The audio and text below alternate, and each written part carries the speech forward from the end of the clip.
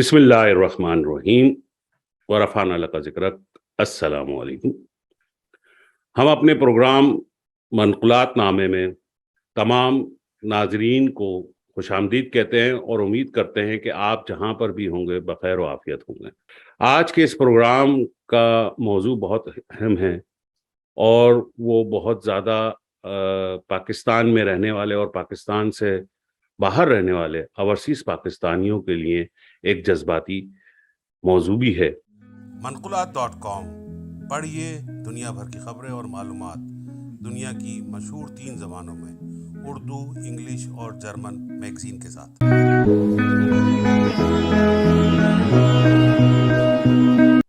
ہم آج کے پروگرام میں بہت سی باتوں کو اپنے مہمان محترم ڈاکٹر پروفیسر اسلم صاحب کے ساتھ ڈسکس کریں گے یا بحث کا موضوع بنائیں گے، جس میں سب سے پہلے ہمارا موضوع ہوگا پاکستان اوورسیز پاکستانیوں سے ووٹ کا حق چھین لینا، کیا یہ ایک سیاسی انتقامی کارروائی ہے یا اس کے فوائد اسٹریٹجک بنیاد پر پاکستان کو ملیں گے یا کیا نقصانات اس کے ہیں۔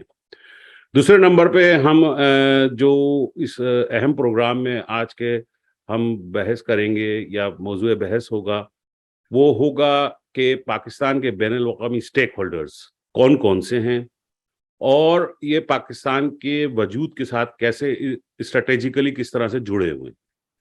تیسرے نمبر پہ ہم اسی موضوع پر جو پاکستان کے سٹیک ہولڈرز ہیں ان پہ ہم تاریخ میں بحث کریں گے کہ جناب قائد ملت لیاقت علی خان شہید، کیا ان کی جو شہادت تھی وہ بنیاد تھی پاکستان کے بیرون سٹیک ہولڈرز یا بیرون طاقتوں کو پاکستان میں جگہ دینے کی۔ اور میں سب سے پہلے اپنے پروگرام میں پروفیسر ڈاکٹر اسلم صاحب کو خوش آمدید کہتا ہوں۔ السلام علیکم ڈاکٹر صاحب۔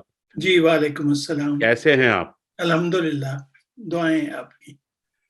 سب سے پہلا سوال تو میں تمہید باندھے بغیر آپ سے کرنا چاہوں گا کہ آج کے حالات میں جو ہمارے ذہنی اور دلی صورتحال ہے وہ ہر پاکستانی کو دکھ ہو رہا ہے کہ معاملات جو ہے پاکستان میں بہتر طریقے سے نہیں طے پائے جا رہے بلکہ وہ بگڑتے جا رہے ہیں۔ تو آپ اس تمام مد نظر پاکستانی بیرون ملک پاکستانیوں کے یا اوورسیز پاکستانیوں کے علاوہ آپ اس معاملات کو کس طرح سے دیکھتے ہیں؟ یہ کیا آج کل کی صورتحال ہے، اس کو آپ تھوڑا سا بیان فرمائیں گے ہمارے ناظرین کے لیے؟ جی چشتی صاحب، یہ سب سے اہم مسئلہ جو اس وقت درپیش ہے اوورسیز پاکستانیوں کو، وہ یہ ہے کہ انہیں جو یہ حق دیا گیا تھا رائے دہندگی کا، یہ پارلیمنٹ نے، جو بھی بچی کھچی پارلیمنٹ ہے، میں تو اس کو خیر نمائندہ نہیں سمجھتا اپنے ملک کی آبادی کا، لیکن بہرحال صورتحال وہی ہے۔ اب انہوں نے یہ جو ایک دیا تھا حق واپس لے لیا ہے۔ جی اچھا، یہ ان کا خیال ہے کہ یہ پچھلی حکومت نے، عمران خان کی حکومت نے ان کو دیا تھا، لیکن اگر آپ اس کی تاریخ پہ غور کریں تو سب سے پہلے اس کی ڈیمانڈ کی گئی تھی 1970 میں، جی جس وقت ملک میں جنرل الیکشن ہوئے تھے۔ تو اس وقت جتنے بھی اوورسیز پاکستانیز تھے ان کی مختلف تنظیموں نے یہ کہا تھا کہ ہمیں بھی حق دیا جائے جس طرح دوسرے ممالک کو ہے۔ اب اس وقت دنیا کے تقریباً کہتے ہیں لوگ کہ تقریباً ہر ملک ماں سوائے ان کے جہاں پہ ڈوئل نیشنلٹی نہیں ہے، جی وہ یہ حق دیتے ہیں لوگوں کو۔ امریکہ، کینیڈا، برٹن، جرمنی، جہاں جہاں بھی آپ دیکھیے یہ حق دیا گیا ہے اپنے شہریوں کو کہ وہ ووٹ ڈال سکیں۔ بالکل ہمارا اس وقت جو کانسٹیٹیوشن ہے وہ یہ رائٹ دیتا ہے ٹو ایوری پاکستانی سٹیزن، اس پہ کوئی شرط نہیں ہے کہ بالکل بجا فرمائیں۔ ہاں، کہ اس کو پاکستان میں رہنا چاہیے یا نہیں رہنا چاہیے۔ تو عمران خان نے وہ بہت ایک جو دیرینہ مطالبہ تھا وہ پورا کیا کہ آپ کو ہم دیتے ہیں ووٹ۔ اس کی وجہ کیا ہے؟ کیا یہ لوگ جن کو ہم اوورسیز پاکستانی کہتے ہیں، ان کا اکثر کمپیرزن کیا جاتا ہے، اور آج کل یہ جو لفافہ جرنلزم ہے اس حوالے سے کئی صحافی اس پہ اپنی آرائے دے رہے ہیں. بالکل بجا فرمایا. جی پہلی بات تو یہ ہے کہ پاکستانی جتنی تعداد میں اس وقت ہیں آبادی کے تناسب سے ویسا کوئی نہیں ہے اور ملک. 9 ملین پوٹینشیل ووٹرز ہیں پاکستانی ابراڈ جن کے پاس یا پاکستان اوریجن کا کارڈ ہے یا ان کا حق ہے ووٹ دینے کا. اور ایک سٹڈی کے مطابق لاسٹ ایئر $89 بلین ریمیٹنسز کی ہیں انہوں نے. جی ہاں. اور ایک رپورٹ میں آیا ہے کہ دس از دا ہائیسٹ. انہوں نے 165 کنٹریز کو کمپیئر کیا ہے جہاں پہ ریمیٹنسز آتی ہیں فرام ابراڈ. تو کہتے ہیں ایوریج ہے 4.99% آف جی ڈی پی، لیکن پاکستانیوں نے 9.9% of G D P contribute کیا ہے. اب یہ اتنی بڑی تعداد کو آپ جن کے اتنے بڑے ایسٹس ہیں پاکستان میں، ان کو آپ محروم کر رہے ہیں صرف اس وجہ سے کہ پچھلی حکومت نے عمران خان کے ان کو ووٹ دیا تھا. اور یہ بالکل غلط ہے ان کا مفروضہ کہ جتنے اوورسیز پاکستانی ہیں یہ سب عمران خان کو ووٹ دیں گے. ایک دفعہ ہم نے شاید ذکر کیا تھا کسی اور محفل میں کہ جتنی پاکستان کی پولیٹیکل پارٹیز ہیں سب کی ایک آدھی کم از کم ونگ ضرور بیرون ملک ہے. جی ہاں بالکل جن کے باقاعدہ جلسے ہوتے ہیں، جن کے باقاعدہ وہ دھواں دھار تقریریں کرتے ہیں، ووٹنگ ہوتی ہے، الیکشن ہوتے ہیں، اور وہ اسی طرح سے اپنا فلیگ، اپنا موٹو سب کچھ شو کرتے ہیں. تو ان کا یہ خیر کچھ لوگوں کو نامناسب لگتا ہے کہ جب آپ باہر آ جائیں ملک سے تو جس ملک میں آئے ہیں اس کی سیاست میں کیوں نہیں آپ حصہ لیتے. دوسری طرف یہ بات اس چیز کی نشاندہی کرتی ہے کہ ان کا دل ابھی بھی اپنے ملک میں ہے. اس کی کئی وجوہات ہیں. بالکل بجا فرمایا. جی دوسرے غیر جو ملکی ہیں ان کی نسبت اگر آپ پاکستانیوں کو دیکھیں تو ان میں سے اکثر بہت زیادہ تعداد پیسہ واپس اپنے گھروں کو بھیجتی ہے. ان کی فیملیز ہیں وہاں پہ. نہ صرف یہ ریگولر وزٹس کرتی ہیں، کئی ان میں سے آئے ہیں صرف پیسہ کمانے کی غرض سے اور ان کا پلان ہے کہ وہ واپس اپنے ملک میں جائیں گے. یہ اسٹرانگ بانڈ جو ہے پاکستانیوں کا اپنی دھرتی کے ساتھ، یہ آپ کو شاذ و نادر ہی نظر آئے گا کسی اور گروپ میں. یہ ایک بڑا اہم ایسٹ ہے جو کہ پاکستانیوں کو اس پہ کریڈٹ دینا چاہیے اور پاکستان کی حکومتوں کو اس پہ فخر کرنا چاہیے کہ یہ ٹھیک ہے یہ ملک چھوڑ گئے ہیں ہمارا، لیکن ہر لحاظ سے ان کا دل ابھی بھی پاکستان میں دھڑکتا ہے.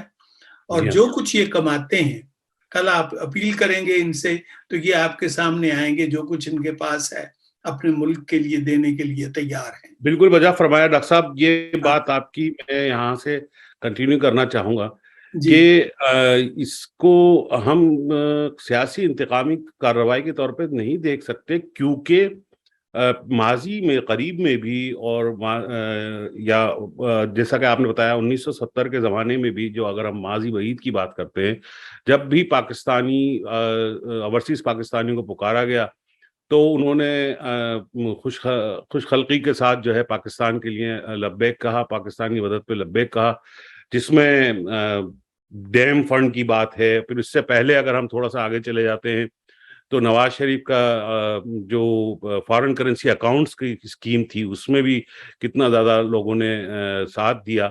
تو یہ ہمیں صاف نظر آ رہا ہے کہ یہ ایک کسی سیاسی پارٹی سے منسلک ہونے کا ضروری نہیں، بلکہ ہر سیاسی پارٹی سے منسلک لوگ جو بھی، چاہے وہ کسی بھی گروپ سے تعلق رکھتے ہوں، پاکستان کے لیے ان کا دل دھڑکتا ہے اور وہ ہمیشہ مدد کے لیے خواہاں ہیں. لیکن ڈاکٹر صاحب ایک بڑی عجیب سی بات ہے جی کہ جو لوگ متوسط درجے کے لوگ جو کسی وجہ سے پاکستان چھوڑ کر بیرون ملک آ کر رزق حلال کے لیے محنت کر رہے ہیں، ان کے لیے تو ایک پابندیاں موجود ہیں، لیکن ہمارے تمام سیاستدان، تمام انڈسٹریلز اور ریاستی اداروں کے جو ہیڈز ہیں یا جو ان کے جو یعنی کہ جن کے وہ شخصیات جن پہ ریاستی ادارے بیس کرتے ہیں، وہ سب کے سب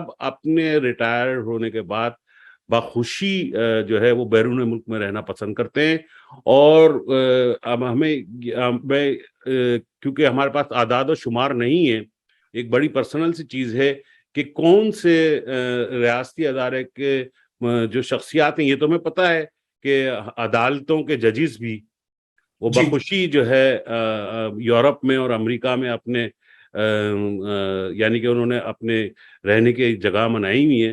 اسی طریقے سے ہماری پیاری فوج کے جو بڑے جنرلز وغیرہ ہیں، جب وہ ریٹائر ہو جاتے ہیں وہ بھی پاکستان کو چھوڑ کے باہر رہنا پسند فرماتے ہیں.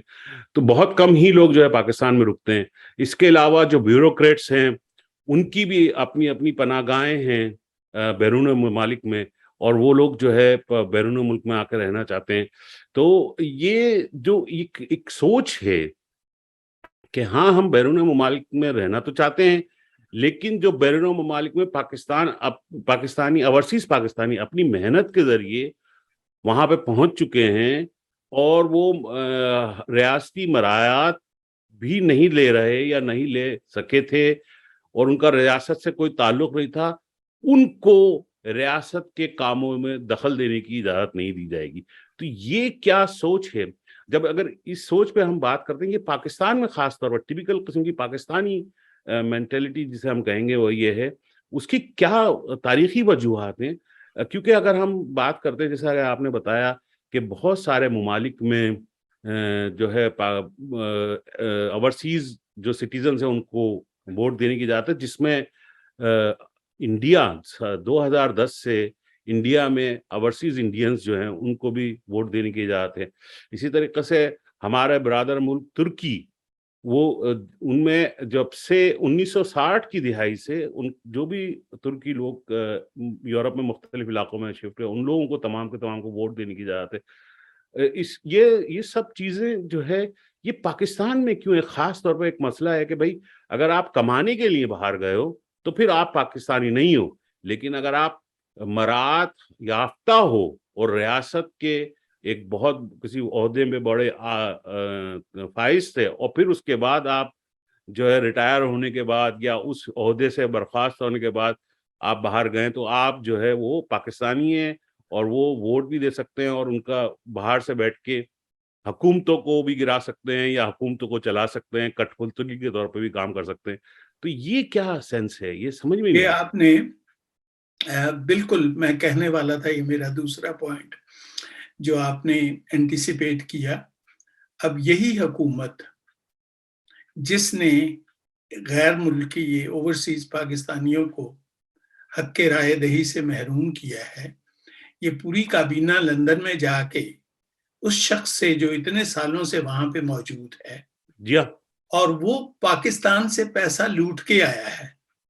بالکل بجا فرمایا. یعنی جو پاکستان کا پیسہ باہر ٹرانسفر کرتے ہیں ان کو تو آپ بڑی عزت کی نظر سے دیکھتے ہیں، ان کے لیے تو آپ آنکھیں بچھاتے ہیں، ان کو آپ اپنی پالیٹکس میں دخل انداز ہونے کی دعوت بھی دیتے ہیں، انہی کے کہنے پہ آپ حکومتیں تبدیل کرتے ہیں. یہ آپ نے بالکل صحیح فرمایا. لیکن وہ پاکستانی جو اپنا سب کچھ ملک کے بھیج رہے ہیں، جو کما کے بھیج رہے ہیں، ان کو آپ ووٹ نہیں دیتے، حق نہیں دیتے کہ وہ ووٹ دیں. یہ بالکل صریحاً ناانصافی ہے.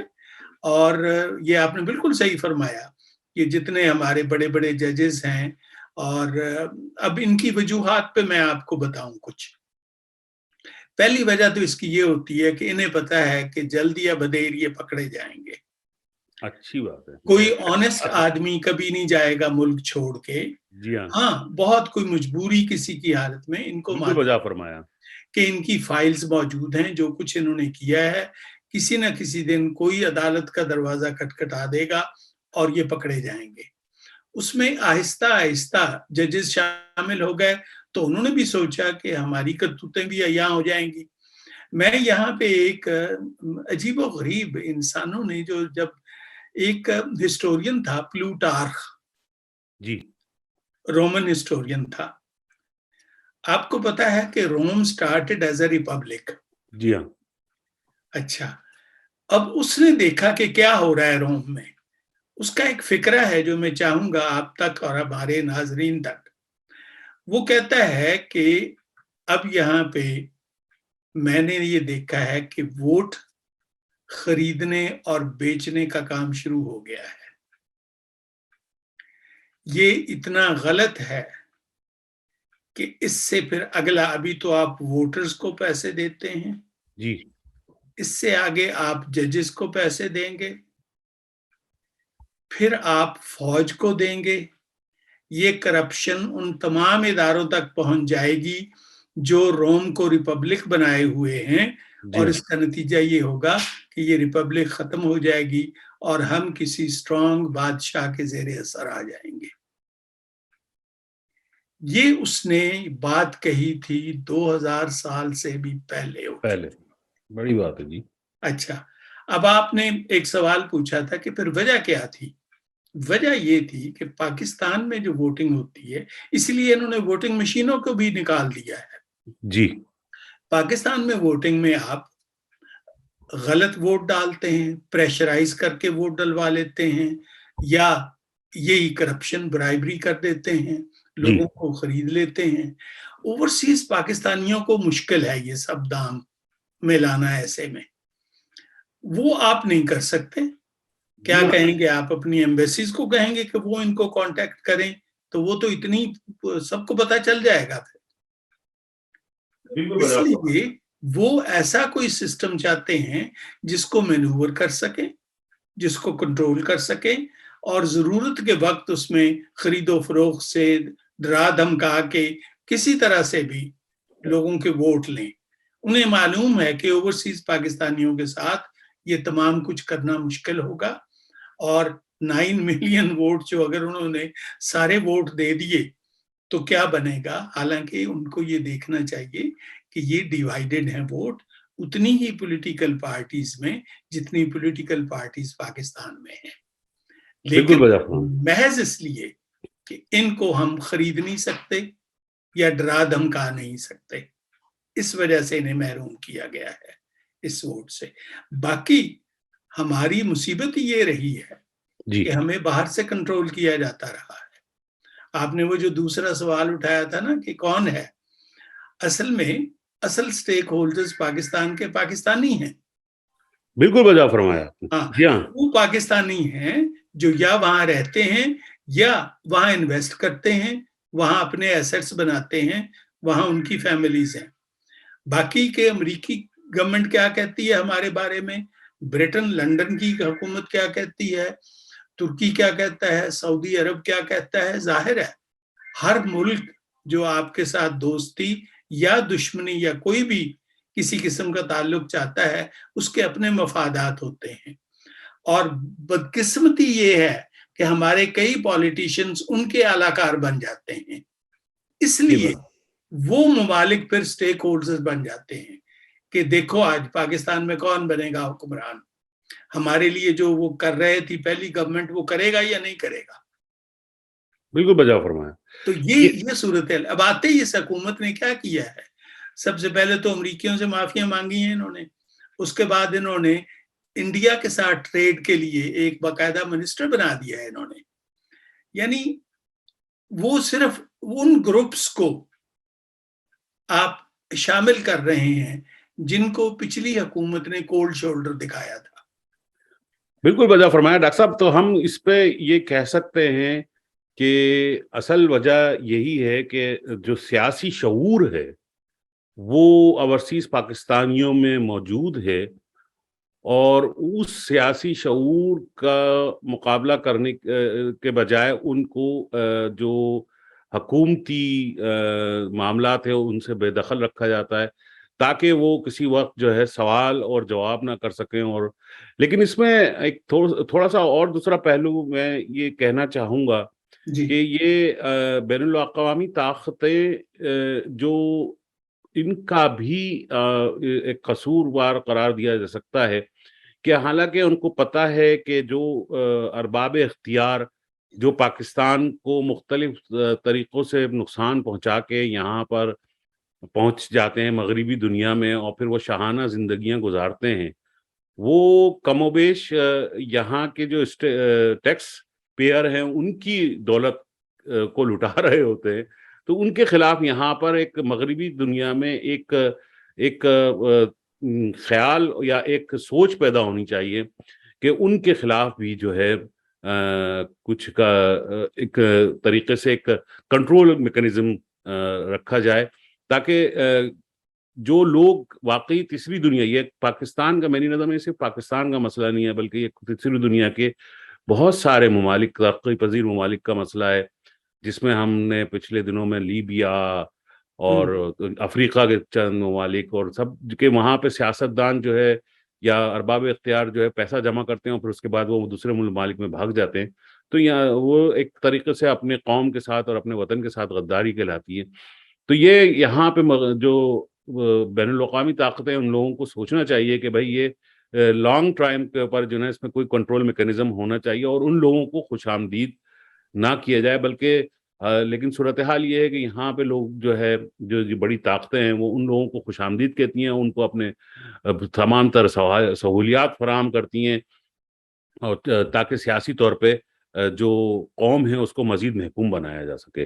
اور میں اس بات پہ بات کرتے ہوئے، جب ہمارا پروگرام کا دوسرا موضوع آپ نے بہت اچھا اشارہ دیا ڈاکٹر صاحب کہ بین الاقوامی اسٹیک ہولڈرز، تو آج کے جو بین الاقوامی، ہمیں سب کو پتا ہے بھائی کہ امریکہ ایک ہمارا ایک اسٹیک ہولڈر ہے، بین الاقوامی اسٹیک ہولڈر ہے پاکستان کے لیے، جس کا آپ نے کہا کہ ان سے معافی مانگی جاتی ہے، ہر وقت ان کو ایک مقام دیا جاتا ہے۔ اس کے علاوہ بین الاقوامی طور پہ اگر ہم دیکھتے ہیں کہ کون لوگ ہیں اسٹیک ہولڈر، تو ان کی کیا جو ہے مفادات ہیں پاکستان میں، خاص طور پر اس پہ بات کرنا چاہیں گے، تو آپ کچھ تھوڑا سا بتائیے گا۔ جی مفادات دیکھیے نا، مفادات دو تین طرح کے ہوتے ہیں۔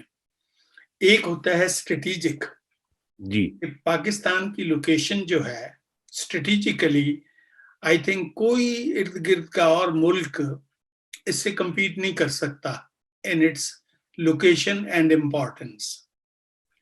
یہ نہ صرف دو بہت بڑی طاقتوں کے قریب ہے، چائنا اور رشیا کے، بلکہ پریویس سیٹلائٹس جو ہیں رشیا کے، جو اب آزاد ہیں، جن کو ہم سینٹرل ایشیا کی حکومتیں کہتے ہیں، ان کا نیبر بھی ہے، ان سے تعلقات بھی اچھے ہیں، اور ایک ایسا ملک جو پچھلے 100 سال سے بھی زیادہ اس علاقے کی نہ صرف تاریخ بلکہ گلوبل ہسٹری میں رول پلے کر رہا ہے، جسے ہم افغانستان کہتے ہیں، وہ اس کا پڑوسی ہے۔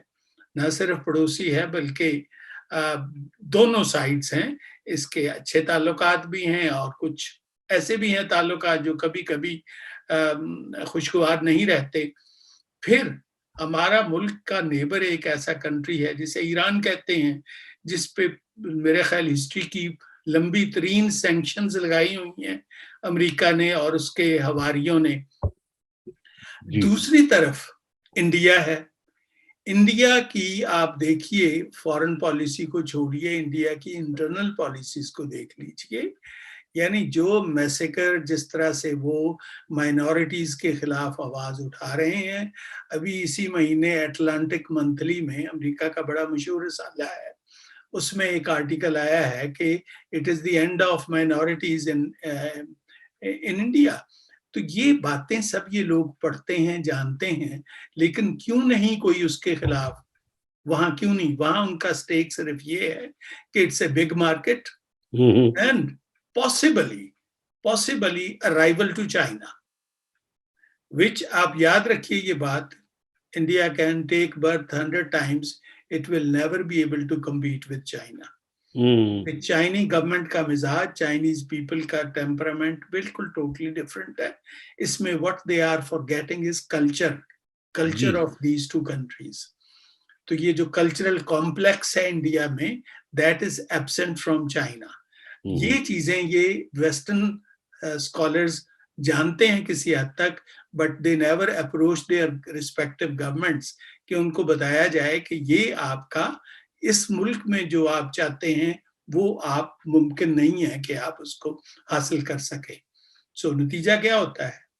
اب یہ جو میں نے آپ کو سین، آپ کے پاکستان میں اسٹیک ہولڈر انڈیا بھی ہے. کون سی گورنمنٹ بیٹھے گی اسلام آباد میں؟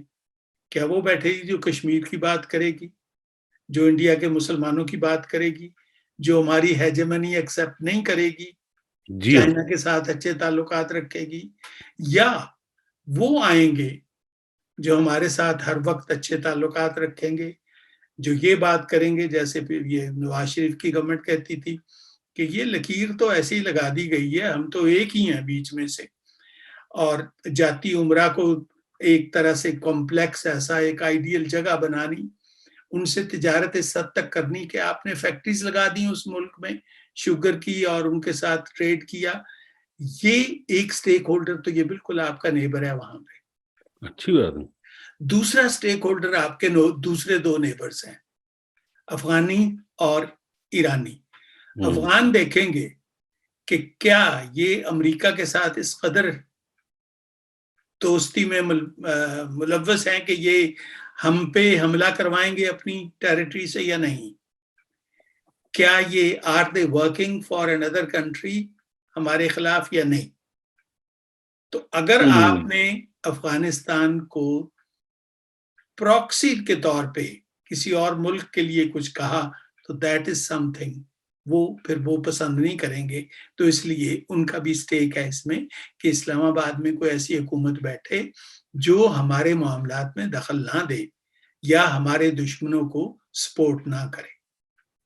اسی طرح ایران ہے کہ ہمارے نیبرہڈ میں خاص طور پہ بلوچستان کے تھرو کو ایسے کام نہ کرائے جائیں جیسے ہمیں پتہ ہے اسٹیٹ ڈپارٹمنٹ CIA کرواتا تھا. یہ 2-3 آرگنائزیشنز ایسی تھیں بلوچوں کی جن کو انہوں نے فائنینس کیا تھا to create problem for the Iranian. اچھا وہ بھی ہے. اب ایران کی چونکہ سعودی عرب سے تعلقات نہیں تو سعودی عرب بھی سٹیک ہولڈر بن گیا پاکستان کے معاملات میں کہ پاکستان کس حد تک دوستی رکھتا ہے ایران کے ساتھ، کس حد تک دوستی رکھتا ہے ملیشیا کے ساتھ، کس حد تک دوستی رکھتا ہے ان ممالک کے ساتھ جو سعودی عرب کی وش لسٹ پہ نہیں ہے. جی ہاں بالکل بجا فرمایا. ہاں یہ ہیں ہمارے امیڈیٹ. اور چائنا سٹیک ہولڈر اس سینس میں ہے کہ چائنا نے انویسٹ کیا ہے پاکستان میں. جی ہاں. اچھا وہ ان کی خواہش ہوگی کہ ان کی یہ انویسٹمنٹ جو ہے یہ اپنے منطقی نتیجے تک پہنچے اور وہ ٹریڈ جس کا وہ ڈریم کرتے رہے ہیں اور ہمیں بھی وہ اس میں بہت فائدہ ہے وہ چلتی رہے اور وہ سیفٹی اور سیکیورٹی کے ساتھ اس چینل کو یوز کریں to have access to the outer side world, دوسری ورلڈ. تو یہ تمام ہیں. اچھا ان سب میں ڈائریکٹلی یہ میں اب آپ کو بات بتانے والا ہوں. جی امریکہ کا کوئی انٹرسٹ ڈائریکٹلی میں لفظ یوز کر رہا ہوں. جی ہاں یہ بات واقعی امپورٹنٹ ہے. جی ہاں. نہ وہ ہمارا نیبر ہے، نہ ہماری کو ایسے اس سے تعلقات ہیں کہ اگر اس سے بگاڑ کے رکھیں گے تو کام خراب ہو جائے گا. وہ ریموٹ کنٹرول سے ہمیں مینج کرتا ہے. ٹھیک ہے یہ IMF اور ورلڈ بینک جو ہیں they are housed in that country اور ان سے ہم نے قرضے لیے ہیں بے شمار. ان کو وہ یوز کرتا ہے basically as levers of pressure on Pakistan. ان میں کیونکہ ورلڈ بینک کا پریزیڈنٹ ہمیشہ امریکی رہا ہے and is always appointed by the president of the United States. نام اس کا ورلڈ بینک ہے، اصل میں وہ امریکن بینک ہے ایک. جی ہاں. جس کا مقصد ہی یہ تھا کریٹ کیے جانے کا کہ وہ ڈالرز میں آپ کو اپنی کرنسی میں، not in hard money, not in gold اور in any precious metal, dollar میں جو ان کی اپنی کرنسی ہے اس میں آپ کو پیسے دے اور اس کے عوض آپ سے وصول کرے وہ چیزیں. Naturally when you pay them back in dollar you will need your hard currency، hard material آپ کو دینا پڑے گا، اپنا پروڈیوس بیچنا پڑے گا، گولڈ بیچنا پڑے گا اور what ever resources you have in order to pay back. یہ چیزیں ذہن میں رکھنے کے قابل ہیں کہ وہ کسی صورت میں ڈائریکٹلی اور ایون انڈائریکٹلی انوالو نہیں ہے اس ریجن میں. صرف ان کا سٹیک ہے as an overseer. As a supervisor. کہنے کو تو وہ کہتے ہیں کہ we have won the cold war, لیکن سائیکولوجیکلی ابھی بھی وہ کولڈ وار کی گرفت میں ہیں. ابھی بھی ان کو روس سے خطرہ محسوس ہوتا ہے. ابھی بھی ان کا خیال ہے کہ China is emerging as a rival. یعنی ہر وہ کنٹری, یورپین یونین سے خائف زدہ تھے وہ. جی ہاں, جب یورپین یونین ایسے آئی تو انہوں نے کہا کہ اگر یہ واقعی, تو انگریزوں کو انہوں نے استعمال کیا پھر کہ تم اس میں کوئی شرارت شروع کرو. they did a good job, they left European union, اور پھر اس میں تھرو بیک ڈور آ کے یہ چھوٹی چھوٹی یہ جو ایسٹ یورپین اسٹیٹس تھی ان میں آ کے انٹرفیئرنس شروع کر دی, تاکہ وہ سائڈ جو ہے یورپین یونین کی وہ کم از کم تھوڑی سی ایسی ہو جس میں process of any complicity in internal politics possible ہو. یہ پرانے ان کے ہتھ کنڈے ہیں. 19 سینچری سے لے کے اب تک برٹن کی اگر آپ فارن پالیسی ان یورپ دیکھیں, یہ ہمیشہ رہی ہے کہ no country should be strong enough in Europe to rival their proprietary rights. تو اس کو یہ کرتے رہے ہیں. یہ struggle for mastery in Europe بڑی خوبصورت ایک کتاب ہے جس میں انہوں نے سارا یہ بتایا ہے کہ یہ لوگ کس طرح کے ٹیکٹکس استعمال کرتے ہیں. ہم خام خواہ بیچ میں آ گئے ہیں. جی ہاں, بالکل صحیح. اور وہ آئے ہیں بدقسمتی سے, اس خیال سے کہ ہمیں ضرورت ہے اسلحے کی. جی ہاں, اور وہ اسلحہ جو ہے لیٹسٹ وہ ان لوگوں کے پاس ہے. تو اگر یہ ہمارے خلاف رہیں گے تو ہمارا دشمن جو ہے اس کو یہ اسلحے سے لیس کر دیں گے. حالانکہ انہوں نے دکھا دیا تھا 62 میں انڈیا کی کوئی ٹریٹی نہیں تھی امریکہ کے ساتھ, لیکن چائنا کے ساتھ انہوں نے جب دنگا کیا تو سارا یورپ اور سارا امریکہ کہ انڈیا کو ایکوپ کرو, ان کو وہ ہتھیار دو. ہماری گورنمنٹ نے بڑا شور بچایا اس وقت کہ یہ ہتھیار جو آپ ان کو دے رہے ہیں یہ تو آپ چائنا کے خلاف استعمال ہی نہیں کر سکتے, ویسا ٹرین ہی نہیں ہے ان کا, ٹینک کیسے لے کے جائیں گے آپ اکراس دا ہمالیاز, یہ سارے یہ ہمارے خلاف استعمال کریں گے. لیکن کسی نے نہیں سنی اس وقت ہماری. بالکل سب بجا فرمایا ڈاکٹر صاحب. یہ پاکستان کی ایک طرح سے بدقسمتی بھی رہی کہ پاکستان کے جو لیڈر تھے ان کو اوائل میں ہی ان کو پاکستان کا زندگی ان کے ساتھ نہیں دے سکی, اور وہ پاکستان میں مختلف حادثات کا شکار ہوا, جس میں خان لیاقت علی خان مرحوم شہید قائد ملت کا خاص طور پر ذکر کیا تھا. تو کیا میری نظر میں یہ سمجھتا ہوں کہ اگر ہم تاریخ میں دیکھتے ہیں کہ وہ سب سے پہلے جو اسٹیک ہولڈر کی جو اپروچ تھی وہ اس وقت تھی جب شہید لیاقت علی خان مرحوم کو فیصلہ کرنا پڑا کہ وہ رشیا جائیں یا امریکہ جائیں. آپ اس سلسلے میں کیا خیالات رکھتے ہیں؟ اس وقت ایک لابی تھی ہماری فارن آفس میں, بلکہ 2 لابیز تھیں. وہ وزٹ تھی سمر ونٹرز میں, اور رشیا کی ونٹرز بڑی سخت ہوتی ہیں. تو انہوں نے دیکھا کہ پرائم منسٹر بیچارہ سادہ شریف سا آدمی ہے, اس کے پاس تو وہ پراپر ڈریس بھی نہیں ہے. سو دے آسکڈ ہم کہ جی اپنا لباس تیار کروا لیں, رشیا کے آپ کی وزٹ کرنے والے ہیں ہم, تو اس میں اس موسم کے لیے اس طرح کا لباس آپ کو چاہیے ہوگا. ایک دوسری لابی تھی ہمارے فارن آفس میں, ان کو امریکہ نے اپروچ کیا کہ وائی ڈونٹ یو سینڈ ہم اوور ٹو اس, جو کچھ یہ چاہتے ہیں ہم ان کو دے دیں گے. اب لیاقت علی خان کے ذہن میں, لیاقت علی خان کا بنیادی طور پہ جو ذہن تھا وہ اسلامک کوٹ ان کوٹ اسلامک بلاک کی طرف تھا. اگر آپ دیکھیں نا ان کی جو کتاب ہے, بلکہ ان کے وہ لیکچرز ہیں جو بعد میں بک کی شیپ میں چھپ گئے, جس میں انہوں نے یہی خواہش ظاہر کی ہے. اب آپشن ہے آپ کے پاس, کس ملک میں جائیں گے؟ ایک ایسا ملک جو کسی مذہب میں بھی بلیو نہیں کرتا. اس وقت روس و سوویت یونین آئیڈیالوجی بالکل ریڈ کمیونسٹ تھی آئیڈیالوجی. دوسری طرف ہے امریکہ جو کہ ان گاڈ وی ٹرسٹ لکھتا ہے اپنی کرنسی پہ, اور جو بھی گاڈ ہے خیر وہ ایک الگ بات ہے، جی ہاں، جی ہاں، کسی وقت بات کریں گے. کم از کم خدا کا نام لیتا ہے. پھر جو اہم بات ہوئی وہ ود ان دی آرمی، ہماری آرمی میں بہت سے لوگ تھے ایسے جو جانتے تھے کہ سوویت یونین کے ساتھ دشمنی ہمیں مہنگی پڑے گی اور یہ ہمیں نہیں کرنا چاہیے، ہمیں بیلنس رکھنا چاہیے. اور اس وقت ایک دو ووکل جنرلز تھے اور آرمی کے لوگ تھے، ان کو انہوں نے ایلیمینیٹ کروا دیا. کس نے کروایا؟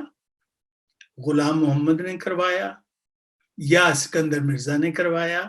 We have no evidence.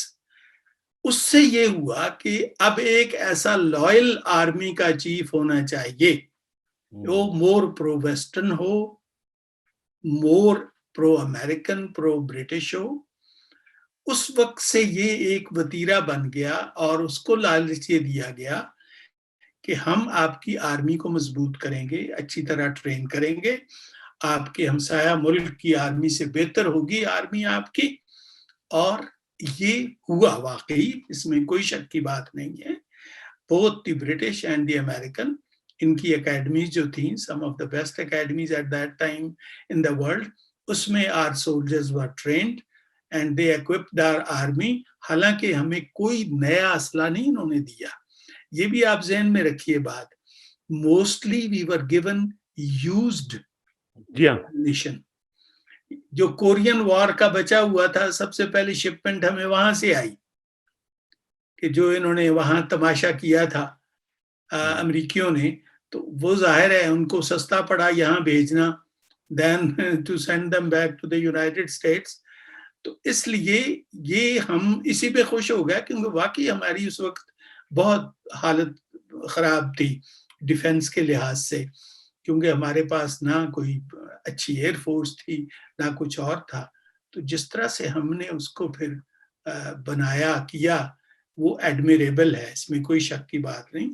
ایک میں ایسی ضمناً ایک ذہن میں بات آ گئی آپ کے، جس وقت چائنا کے ساتھ ہمارے تعلقات بہت اچھے ہو گئے تو چائنا نے ہمیں یہ نہیں ہوتی جو سب مرین، جی ہاں، آپ دوز کشتی نہیں ہوتی جو، جی ہاں، جی ہاں، جی ہاں، جی ہاں، یہ انہوں نے پیش کی کہ جتنی چاہیے آپ لے جاؤ. تو ہمارے اس وقت جو نیوی کے چیف تھے گئے دیکھنے تو واپس آ کے کہنے لگے کہ سر وہ جو سیٹیں کمفرٹیبل نہیں ہیں ان کی. شاباش، زندہ باد. تو فرینچ کی بہتر ہیں یا امریکن کی بہتر ہیں. ہم we got so much use to these type of ammunitions اور اکوپمنٹ کہ جو ہمیں ایک عادت ہوگی ایک طرح سے. دوسری دو چیزیں آپ ذہن میں رکھیے، بڑا اچھا آپ نے سوال اٹھایا تھا کہ ہمارے لیڈرز کیوں جاتے ہیں وہاں. دیکھیے ہمارے لیڈرز کی آپ لسٹ اٹھا کے دیکھ لیں، کسی کے بچے پڑے ہیں پاکستان میں؟ جی ہاں، یا بیمار ہوتے ہیں تو کوئی ٹریٹ ہوا ہے پاکستانی ہاسپٹل میں؟ یہ دو چیزیں ہیں جو بہانے کے طور پہ یا واقعی جینوئنلی لوگ استعمال کرتے ہیں. یوز امریکن اور برٹش یونیورسٹیز اینڈ ہاسپٹلز، وہاں پہ ٹریٹمنٹ کروائیں. بلکہ اگر آپ دیکھیے اپنا بجٹ اور سرکاری جو آپ کو مراعات ملی ہیں اس میں باقاعدہ آپ پے کرتے ہیں، پاکستانی شہری پے کرتے ہیں ان کے علاج کے لیے، ان کے معالجے کے لیے، اور کسی نہ کسی حد تک ان کی فیسیں اور دوسری چیزیں بھی وہ بھی ہمارے ٹیکس پیئرز کے پیسوں سے جاتی ہیں. یہ ہیں وہ باتیں کہ جو اگر آپ نے اپنے لیڈرز کو، اپنے بچوں کو لیڈر بنانا ہے نیکسٹ، تو اچھی امریکن یا برٹش یونیورسٹی میں بھیجیں، کسی اچھی اکیڈمی میں بھیجیں. واپس آئے گا پاکستان، اس کی انگریزی، اس کی چال ڈھال، اس کا اٹھنا بیٹھنا اس بات کی ضمانت دے گا کہ وہ کوئی نہ کوئی اعلیٰ جاب جو ہے وہ اس کو مل جائے گا. اور پھر وہاں کانٹیکٹس بنا کے آئے گا کہ اس کی رپورٹ ساری اچھی آئیں گی آپ کی. یہ ایک بڑا انٹرسٹنگ ٹاپک ہے. یہی میں گزارش کرنے والا تھا کہ ہم انشاءاللہ اگلے پروگرام میں پاکستان کے اندر جو موجودہ تبدیلی آ رہی ہے اس پہ بحث کریں گے، یا آنے والی ہے یا آنا چاہتی ہے، اس کے اندر رکاوٹیں کیا ہیں، اور اگر کیا پاکستان جو ایک ابھی تک جیسا آپ نے بتایا کہ پاکستان ایک مغربی دنیا کے بلاک سے بلونگ کرتا ہے، تو کیا وہ اس قابل ہو سکے گا کہ وہ اس بلاک چینج کو جو ہے اپنی سیاست میں شامل کر سکے؟ اس پہ ہم یہ کہ ایک بہت لمبی بحث ہے اور ایک بہت لمبا موضوع ہے، اور جس میں ٹائم کے لحاظ سے ہم اس کو کور نہیں کر پائیں گے آج کے پروگرام میں۔ انشاءاللہ ہم اپنے ناظرین کے لیے اس پہ ایک مکمل پروگرام کریں گے، جس میں ہم سیاسی طور پہ پاکستان کے مستقبل کی پیشن گوئی کرنے کی بھی کوشش کریں گے کہ اور اس کا حل، جو اس پرابلم کا حل ہے اس کو بتانے کی کوشش کریں گے۔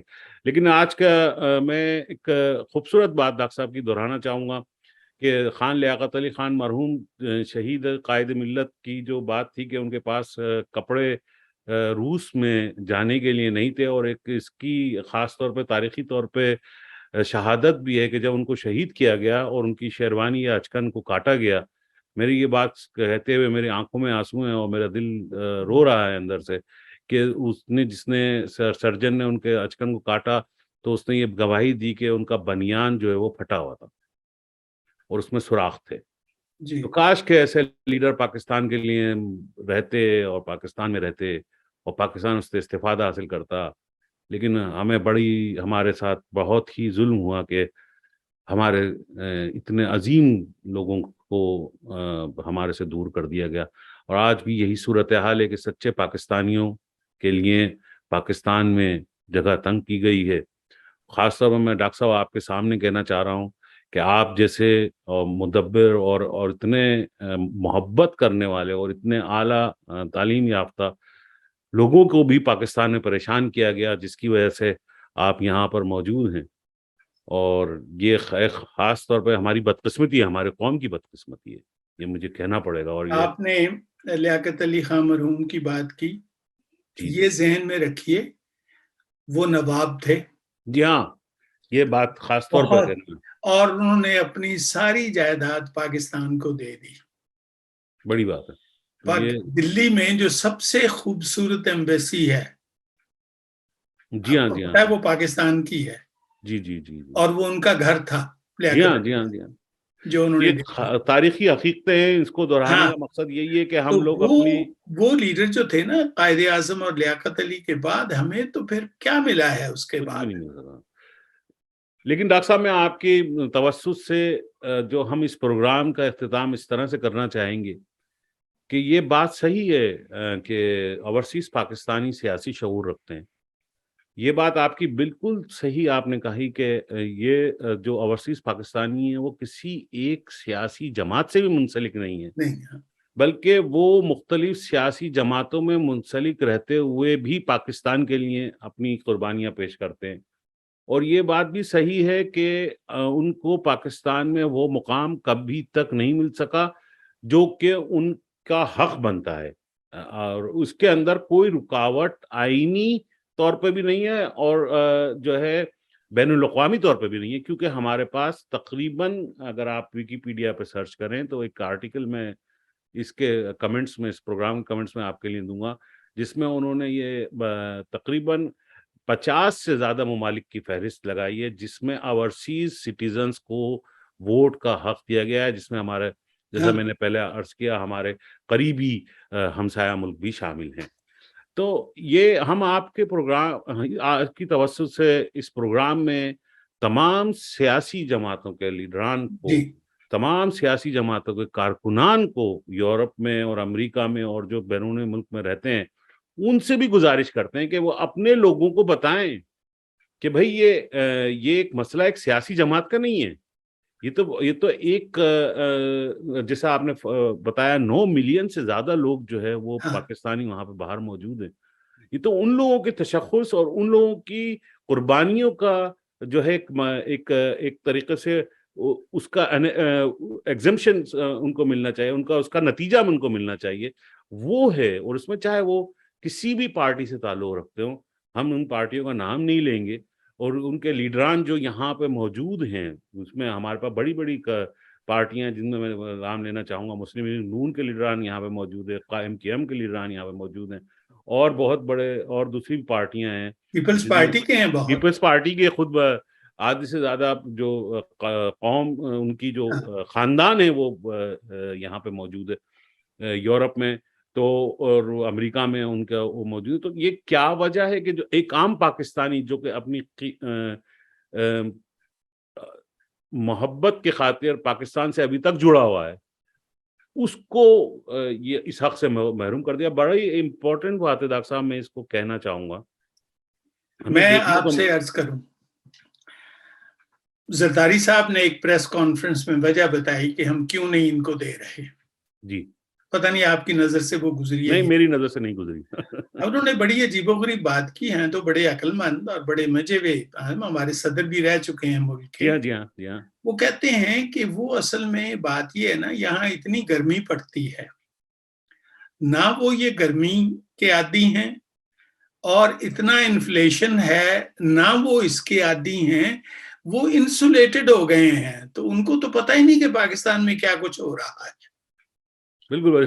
اچھا، اس پہ ایک کامنٹ لکھا ڈان میں کہ ٹھیک ہے، تو پھر تو جن کے پاس ایئر کنڈیشنرز ہیں اور جن کے پاس انفلیشن کا کوئی مسئلہ نہیں ہے لیکن رہتے پاکستان میں ہیں، ان سے بھی ووٹ کا حق لے لیا جائے.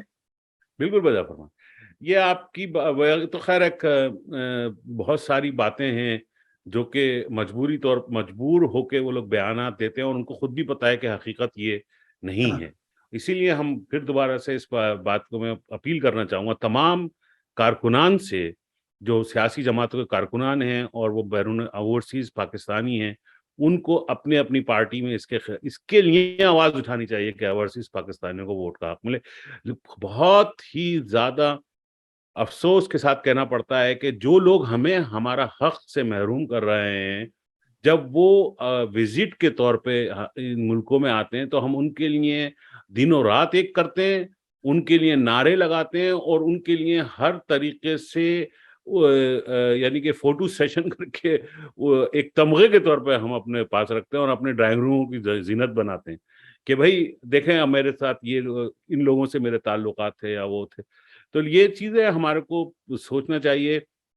کاش کہ ہم اس چیز پہ اپنی نظر رکھیں اور ایک سیاسی طور پہ بھی اور ذہنی طور پر بھی اپنی بیداری کی طرف سوچیں اور اپنے تشخص کو ابھارنے کی کوشش کریں کہ ہم ایک متحد ہو کر، یہ صرف ممکن ہے جب ہم متحد ہو کر ایک چیز کے لیے کام کر سکیں، اور اس میں اس چیز کو بھی مد نظر رکھیں کہ سیاسی طور پہ ایک ڈائریکشن ہونا ضروری نہیں ہے، لیکن منزل یا مقصد جو ہے وہ ایک ہونا ضروری ہے. اس وقت پاکستان کے لیے بہت ضرورت ہے. اور میں ڈاکٹر صاحب سے گزارش کروں گا کہ آپ پروگرام کے آخر میں صرف اوورسیز پاکستانیوں کے لیے اس مسئلے کی بنیاد پہ کوئی پیغام دینا چاہیں تو بہت نوازش ہوگی. جی اس کے ساتھ ہم پروگرام کا اختتام کریں. بالکل. میں تو ہمیشہ سے یہ کہتا آیا ہوں کہ ہم جو اوورسیز پاکستانی ہیں، ہماری جسم یہاں ہیں، دل یقین مانیے پاکستان میں دھڑکتے ہیں. بالکل بجا فرمایا. اس لیے کہ ہماری شناخت وہی ملک ہے، ہمیں لوگ پہچانتے ہیں اسی ملک کے تھرو. وہ کچھ ہماری اپنی عادات کی وجہ سے، کچھ ہمارے رہن سہن کی وجہ سے. اس لیے انتہائی ضروری ہے کہ جب ہم اپنی اتنی محنت سے کی بھی کمائی وہاں بھیجتے ہیں، جس میں کوئی سمگلنگ شامل نہیں، کوئی ایسا الٹے سیدھے طریقوں سے حاصل کیا پیسہ شامل نہیں، محنت کا پیسہ شامل ہے. ریمیٹنسز جس کو کہتے ہیں، جو اکنالج کرتے ہیں ہمارے تمام ادارے، دنیا کے اسٹیٹسٹیشنز اکنالج کرتے ہیں. وہ جب آپ دے رہے ہیں تو پھر آپ کا ووٹ کا حق بڑا ضروری ہے. اور مجھے معلوم ہے، میں پھرا ہوں یورپ میں، اور کئی جگہ میں نے کچھ پارٹیز کے سیشنز بھی اٹینڈ کیے ہیں. وہ اسی طرح سے آپ اپنے حق کے لیے لڑیں. یہ نہ سوچیں کہ عمران خان نے آپ کو دیا تھا وہ حق اور یہ حکومت واپس لے رہی ہے. نہ، آپ پاکستانی تھے، آپ کو وہ حق دیا گیا. آپ پاکستانی ہیں، آپ کو اپنا حق واپس چاہیے. اگر آپ کی کوئی پولیٹیکل پارٹی ایسی ہے جو اس وقت پاور میں ہے تو ان کو کہیے کہ یہ غلط کیا ہے آپ نے کام. ٹھیک ہے، آپ اس وقت اپوزیشن میں تھے, اس وقت بھی انہوں نے اپوز کیا تھا, لیکن wisdom prevailed over some people اور یہ بل پاس ہو گیا تھا. اب اس کو آپ نے انڈو کر دیا ہے, یہ غلط کیا ہے.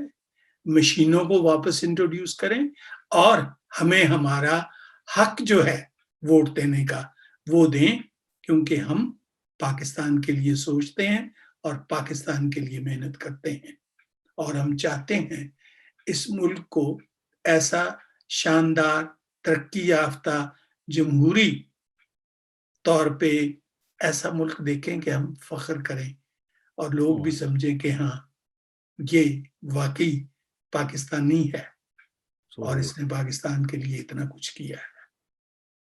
جزاک اللہ خیر, جزاک اللہ خیر. آخر میں یہی کہ رہ جاتا ہے ڈاکٹر صاحب, آپ کی بڑی مہربانی کہ آپ نے اتنی خوبصورت باتیں اپنے ہمارے ناظرین تک پہنچائی اور اتنا قیمتی وقت ہمارے لیے نکالا, اور بہت شکریہ. میں اپنے ناظرین کے توسط سے دعا گو ہوں کہ اللہ تعالیٰ پاکستان کا حامی و ناصر رہے, اور پاکستان میں رہنے والوں کو, چاہے وہ اوورسیز اور ساتھ کے ساتھ اوورسیز پاکستانیوں کو, ہر طرح سے ان کا حق دلائے اور ان کو باعزت رہنے کا مواقع عطا ہوں, اور جو ان کی جو بنیادی ضروریات ہیں وہ پوری ہو سکیں اور آزادی ان کو مل سکے. تو ہم اس دعا کے ساتھ جو اس پروگرام کا اختتام کرتے ہیں, اور آپ سب لوگوں کو بھی خدا حافظ, اور اللہ تعالیٰ آپ کو اپنی حفظ و امان میں رکھے. والسلام. سید نظام الدین چشتی. ہمارے پروگرام سوشل میڈیا پہ منقولات کے نام سے آپ دیکھ سکتے ہیں. یوٹیوب پہ منقولات کے پروگرام کو لائک کیجئے, اور باوقت برخبر رہنے کے لیے ہمارے چینلز کو سبسکرائب کیجئے اور بیل آئیکن کا بٹن دبانا مت بھولیے.